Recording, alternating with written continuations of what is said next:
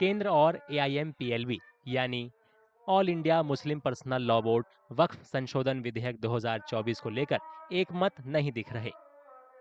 इस विधेयक को अगस्त 2024 में लोकसभा में पेश किया गया था। हालांकि सदन में गर्मागर्म बहस के बाद इसे संयुक्त संसदीय समिति को भेज दिया गया था।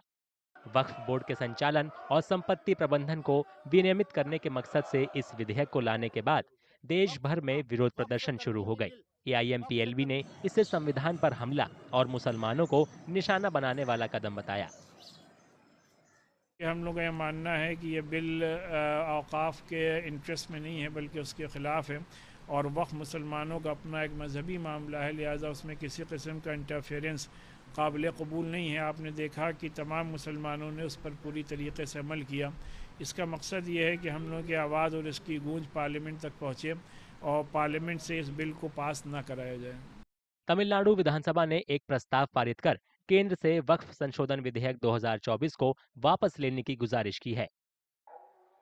इसमें दलील दी गई है कि ये मुसलमानों से संविधान के अनुच्छेद 26 के तहत उनकी भूमि, संपत्ति और धार्मिक अधिकार छीन लेगा। इस विधेयक का मकसद वक्फ अधिनियम 1995 में संशोधन करना है ताकि वक्फ संपत्तियों के विनियमन और प्रबंधन से संबंधित मुद्दों का समाधान किया जा सके। देखिए, वक्फ के तहत जो प्रॉपर्टीज हैं वो कॉन्स्टिट्यूशन से प्रोटेक्टेड है। वक्फ में जो प्रॉपर्टीज हैं वो वक्फ से मुतालिक जो कानून है, शरीयत एप्लीकेशन एक्ट 1937, जिसको हमारे कानून ने, हमारे संविधान ने मान्यता दी है। इस्लामी कानून का एक प्रमुख पहलू वक्फ धार्मिक या धर्मार्थ इस्तेमाल के लिए संपत्तियों को नामित करता है। इसका प्रबंधन मुतवल्ली द्वारा किया जाता है, जो अपरिवर्तनीय स्वामित्व के साथ इन संपत्तियों की देखरेख और प्रशासन करता है। पीआईबी यानी प्रेस सूचना ब्यूरो के मुताबिक वक्फ बोर्ड भारत में 9,40,000 एकड़ में फैली 8,70,000 संपत्तियों की देखरेख करते हैं, जिनकी कीमत 1,20,000 करोड़ रुपए है। विधेयक में वक्फ अधिनियम की धारा 40 को हटाने का प्रस्ताव है, जो बोर्डों को वक्फ संपत्ति की स्थिति निर्धारित करने का अधिकार देता है।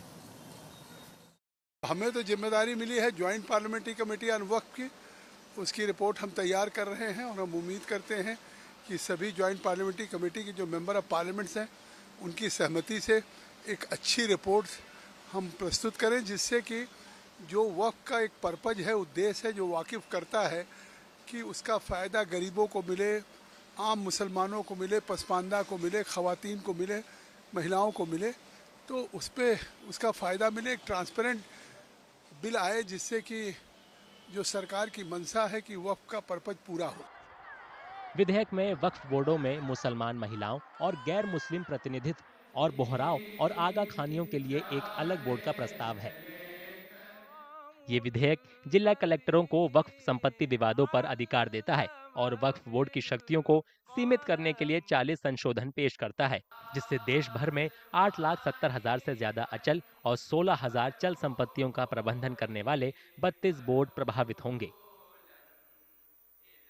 देखिए, जो 1995 का वक्फ एक्ट था उसमें कुल 44 अमेंडमेंट किया जा रहा है, 44 बदलाव किए जा रहे हैं। वोहरा और आगा खानी मुस्लिम्स को भी अब मान्यता दे दी गई है। वक्फ को अनिवार्य रूप से घोषित करना अनिवार्य कर दिया गया है, यानी अगर आप प्रॉपर्टी वक्फ डिक्लेयर कर रहे हैं तो बाकायदा उसको लिखित में स्टैम्प पेपर पर डिक्लेयर करना होगा, गवाहों के सामने होगा। तो वक्फ प्रॉपर्टी कब हुई है, कब वो दान की गई है, उस किसने दान किया है, कब दान किया है, किसके सामने दान किया है, इसका प्रॉपरली जो है लिखित इसका दस्तावेज बनेगा। महिलाओं को भी अब इस पर पूरा उनको अधिकार मिल गया है। पहले क्या हो रहा था, बाय द वे, किसी महिला को बच्चा नहीं है तो अपनी ज़मीन अपने भतीजे को, भांजे को, बहन के बच्चे को नहीं दे पा रही थी, वो प्रॉपर्टी वक्फ में जा रही थी। अब बिना महिला की सहमति के आप प्रॉपर्टी नहीं ले सकते हैं, उसको वक्फ डिक्लेयर नहीं कर सकते हैं, उसमें महिला की सहमति ज़रूरी है। वक्फ संशोधन विधेयक ने केंद्र सरकार और एआईएमपीएलबी समर्थित विपक्षी दलों के बीच लंबे समय से चल रहे विवाद को और तेज कर दिया है। केंद्रीय गृह मंत्री अमित शाह ने शुक्रवार को मौजूदा संसदीय सत्र में विधेयक को फिर से पेश करने की योजना को दृढ़ता से उठाया।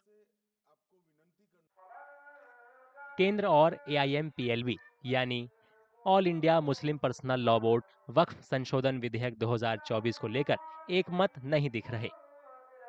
इस विधेयक को अगस्त 2024 में लोकसभा में पेश किया गया था। हालांकि सदन में गर्मागर्म बहस के बाद इसे संयुक्त संसदीय समिति को भेज दिया गया था। वक्फ बोर्ड के संचालन और संपत्ति प्रबंधन को विनियमित करने के मकसद से इस विधेयक को लाने के बाद देश भर में विरोध प्रदर्शन शुरू हो गए। एआईएमपीएलबी ने इसे संविधान पर हमला और मुसलमानों को निशाना बनाने वाला कदम बताया। हम लोग का यह मानना है कि ये बिल औकाफ के इंटरेस्ट में नहीं है बल्कि उसके ख़िलाफ़ है और वक्फ मुसलमानों का अपना एक मजहबी मामला है, लिहाजा उसमें किसी किस्म का इंटरफेरेंस काबिल कबूल नहीं है। आपने देखा कि तमाम मुसलमानों ने उस पर पूरी तरीके से अमल किया। इसका मकसद ये है कि हम लोगों की आवाज़ और इसकी गूंज पार्लियामेंट तक पहुँचे और पार्लियामेंट से इस बिल को पास ना कराया जाए। तमिलनाडु विधानसभा ने एक प्रस्ताव पारित कर केंद्र से वक्फ संशोधन विधेयक 2024 को वापस लेने की गुजारिश की है। इसमें दलील दी गई है कि ये मुसलमानों से संविधान के अनुच्छेद 26 के तहत उनकी भूमि, संपत्ति और धार्मिक अधिकार छीन लेगा। इस विधेयक का मकसद वक्फ अधिनियम 1995 में संशोधन करना है ताकि वक्फ संपत्तियों के विनियमन और प्रबंधन से संबंधित मुद्दों का समाधान किया जा सके।